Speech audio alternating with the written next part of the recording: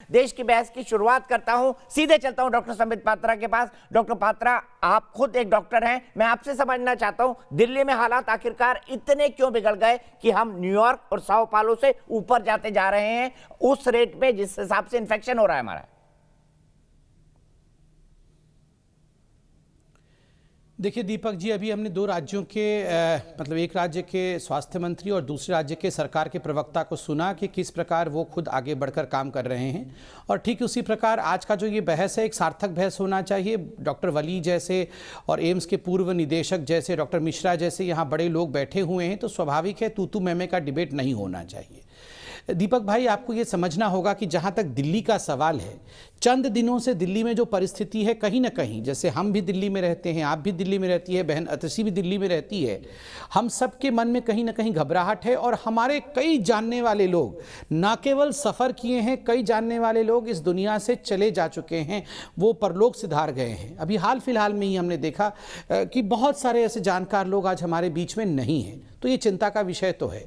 देखिए, मैं बिना राजनीति करते हुए कहना चाहूँगा, दिल्ली कभी कभी ठीक भी लड़ रही थी, मगर कहीं कहीं एक लैकेडेसिकल अप्रोच भी रहा है, क्योंकि मेरे पास वो कल नवंबर 19 था और हाईकोर्ट के डबल बेंच के जजेस ने कुछ गंभीर विषय रखे हैं। हाईकोर्ट के 2 बेंच के जज ने दिल्ली को फटकार लगाते हुए कहा है कि नवंबर 1 से नवंबर 18 तक आखिर आप बहुत सारी चीज़ें कर सकते थे। Why were you in a deep slumber, आप सोए क्यों हुए थे? और जब हमने आपको हिलाया, हमने आपको जगाने की कोशिश की, तब आप जगे हैं और कुछ मेजर्स लेने की कोशिश कर रहे हैं। अभी आप न्यूयॉर्क और साओ पालो का जिक्र कर रहे थे, तो आप देखिए क्या कहती है हाईकोर्ट। हाईकोर्ट ने कल ही कहा है, what kind of monitoring and marshalling are you doing? Look at the situation seriously with a magnifying glass. You have crossed cities like New York and Sao Paulo. ये खुद हाईकोर्ट कह रही है। तो मुझे लगता है हाईकोर्ट के इन टिप्पणियों को बहुत सीरियसली लेना होगा। एक बड़ी बात हाईकोर्ट ने कहा कि नवंबर 1 से स्थिति खराब हुई और 18 तारीख के बीच जो शादी ब्याह में आपने 200 लोगों को अलाउ किया हुआ था, उसको उस बीच में 50 क्यों नहीं कर दिया? तो मुझे लगता है आज सरकार को आवश्यक है कि वो मॉनिटरिंग को बहुत गंभीरता से ले।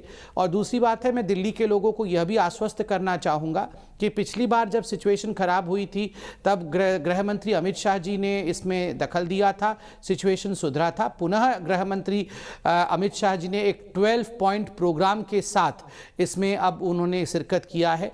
मुझे पूरा विश्वास है कि जल्दी ही दोनों सरकारें, केंद्र सरकार और राज्य सरकार मिलकर के इसमें का कदम उठाएंगी और सिचुएशन फिर से कंट्रोल में आएगा।